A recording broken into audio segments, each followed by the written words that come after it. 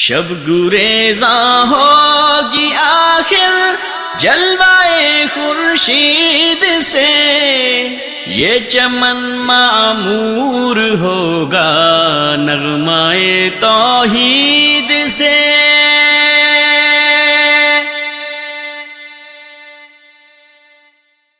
انسان اگر بیمار ہو جائے تو دم کروانا جائز ہے، دم کرنا بھی جائز ہے۔ توحید کا کمال یہ ہے کہ انسان اللہ پر بھروسہ کرے اور کسی سے دم کرنے کی درخواست نہ دے، تو پھر ایسے خوش نصیبوں میں انسان شامل ہو جاتا ہے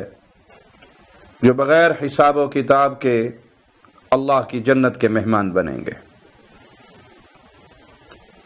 لیکن انسان اگر اپنی بیماری میں خود دم کر لے تو اس میں کوئی حرج نہیں، یا اس کی درخواست کے بغیر کوئی اس کو بیمار دیکھ کر اسے دم کر دے تو یہ امر بھی مانع نہیں ہے کہ اس کا شمار ان میں نہ ہو۔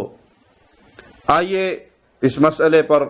پیارے نبی محمد کریم صلی اللہ علیہ وسلم کا فرمان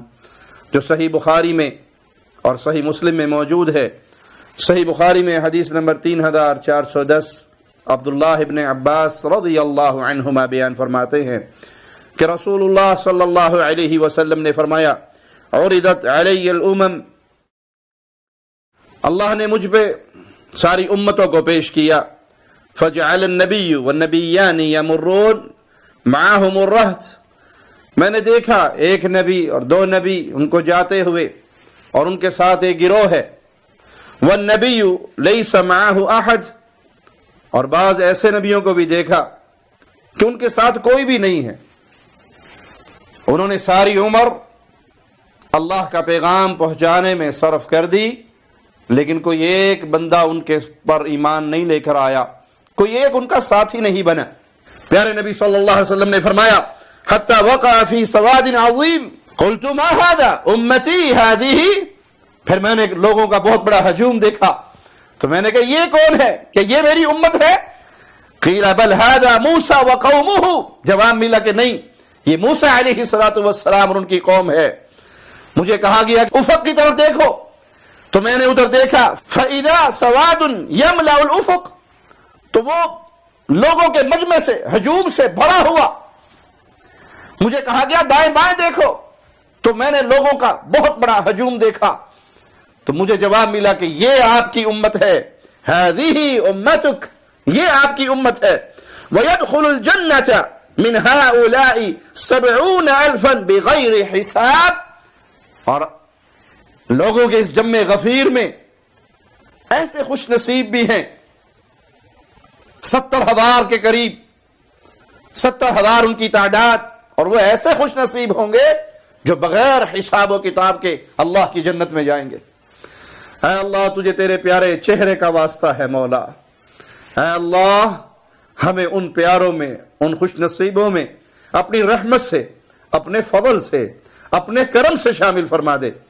ہر اس مومن واحد بھائی کو جس کے کانوں تک ہماری یہ آواز پہنچ رہی ہے، اللہ ان پیاروں میں شامل فرما دے جو جنت الفردوس میں بغیر حساب کے، بغیر عذاب کے، بغیر عقاب کے تیری رحمت سے، تیرے فضل سے، تیرے کرم سے داخل ہوں گے۔ یہ بات فرما کر رسول اللہ صلی اللہ علیہ وسلم اپنے حجرے میں تشریف لے گئے۔ صحابہ آپس میں گفتگو کرنے لگے کہ شاید یہ ہم ہیں جو پیارے نبی صلی اللہ علیہ وسلم کے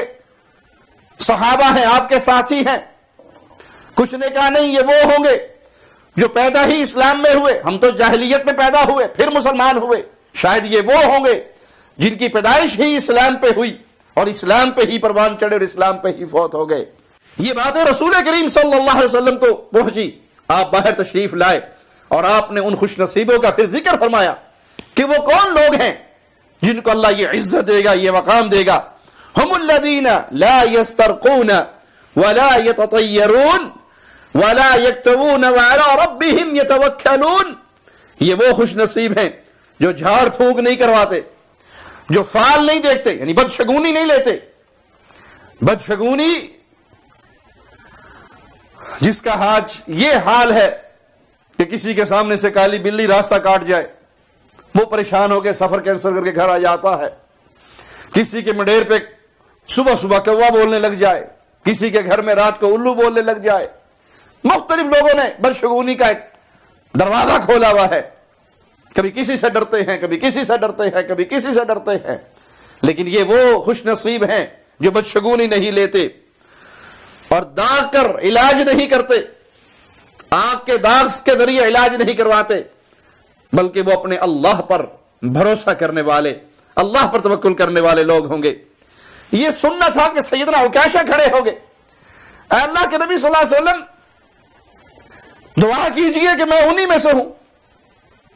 آپ صلی اللہ علیہ وسلم نے فرمایا عکاشہ تو انہی میں سے ہے۔ ایک اور صحابی کھڑے ہوئے کہ میں بھی انہی میں سے ہوں۔ آپ نے فرمایا نہیں، عکاشہ سبقت لے گیا۔ تو یہ وہ خوش نصیب ہیں جو کسی کو کہتے نہیں کہ مجھے دم کرو،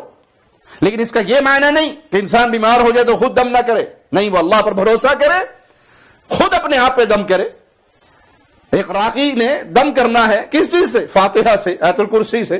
آپ یہ فاتحہ خود پڑھے، یہ آیت الکرسی خود پڑھے، سورہ بقرہ کی آخری 2 آیات پڑھے، سورہ یونس کی 81 اور 82 نمبر، یہ آیات پڑھے اگر آپ کو لگتا ہے کہ کوئی جناتی تکلیف ہے، کوئی جادو کا معاملہ ہے۔ سورہ فلق اور ناس پڑھیں، پیارے نبی صلی اللہ علیہ وسلم کی سکھائی ہوئی دعائیں پڑھیں، اپنے اوپر خود دم کریں۔ خود دم کرنے میں کوئی حرج نہیں، ہاں آپ کی ڈیمانڈ کے بغیر کوئی آپ کو دم کر دے تو اس میں بھی کوئی حرج نہیں، لیکن کمال توحید یہ ہے، توکل اللہ پر، اس کا کمال یہ ہے کہ انسان خود کسی کے سامنے جا کر سوالی نہ بنے کہ مجھے دم کر دو، وگرنہ دم کرنا بھی جائز ہے، دم کروانا بھی جائز ہے، شرط یہ ہے کہ اس دم کے اندر کوئی شرکی الفاظ نہ ہو۔ صحیح بخاری میں حدیث نمبر 5739 ام سلمہ رضی اللہ تعالی عنہ بیان کرتی ہیں کہ نبی کریم صلی اللہ علیہ وسلم نے ان کے گھر میں ایک نابالغ بچی کو دیکھا جس کے چہرے پہ چھائیاں پڑی ہوئی تھی، تو اللہ کے رسول صلی اللہ علیہ وسلم نے فرمایا استرقوا لها فإن بها النظرة، اس کا علاج کرو، اس کو دم کرو، اسے نظر لگی ہے، اس کو نظر لگی ہے، اس کا علاج کرو۔ جب نظر لگتی ہے بعض دفعہ چہرے پہ عجیب سا سیاہی مائل چہرہ ہو جاتا ہے جو اس کی حقیقی صورت نہیں ہوتی، اس پر سیاہی چھا جاتی ہے، اور جب اسے قرآن حکیم کی آیات سے دم کر دیا جائے، وہ شیطانی اثرات دور ہو جائے، تو پھر اللہ کی رحمت سے وہ چہرہ صاف ہو جاتا ہے۔ آپ کسی بچے کو دیکھیں، آپ کسی بڑے کو دیکھیں جس کے چہرے سے آپ کو لگے کہ اس کو کوئی تکلیف ہے، اسے نظر لگی ہے، اس کی صورت تو اچھی تھی لیکن اب اچانک اس کے اوپر سیاہی مائل چھائیے ہیں، یا اس کی آنکھوں کا رنگ تبدیل ہو گیا ہے، یا یہ بے تحاشا رو رہا ہے، یا اس کے سر میں بے تحاشا درد ہے، مختلف نشانیاں ہیں بیماری کی، اگر آپ اس کو دیکھ کے پہچان لیتے ہیں تو ایسے مریض کو دم کیجئے، دم کرنا جائز ہے، اپنے بھائی کو فائدہ پہنچانا جائز ہے۔ سیدہ عائشہ رضی اللہ تعالی عنہ بیان فرماتی ہیں، اور یہ روایت بھی صحیح بخاری میں 5738 نمبر روایت ہے، امرنی نبی صلی اللہ علیہ وسلم او امر ان یسترقى من العین، نبی کریم صلی اللہ علیہ وسلم نے حکم دیا کہ نظر بد لگ جانے پر دم کیا جائے۔ دم دنیا کی کسی بھی بیماری کے اندر انسان کو کیا جائے تو قرآن حکیم شفا ہے، لیکن نظر لگ جائے تو یہ بہت جلدی اللہ کی رحمت سے دم کرنے سے دور ہو جاتی ہے۔ بخار ہو جائے بہت جلدی اللہ کی رحمت سے دم کرنے سے دور ہو جاتا ہے۔ تو دم کسی بھی بیماری کے اندر، کسی بھی حالت کے اندر کیا جا سکتا ہے، کیونکہ قرآن شفا ہے، یہ سینوں کا نور ہے، یہ سینوں میں چھپی ہوئی بیماریوں کو ختم کر دیتا ہے۔ تو قرآن حکیم کی کسی آیت کو پڑھے اور وہ آپ کے لیے باعث شفا بن جائے،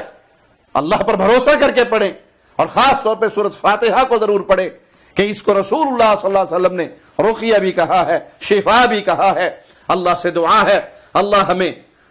پیارے نبی صلی اللہ علیہ وسلم کی احادیث پہ عمل کرنے کی توفیق عطا فرمائے۔ اقول قولی ھذا واستغفر اللہ لی ولکم ولسائر المسلمین۔ آپ کی شان شوکتوں سے الگ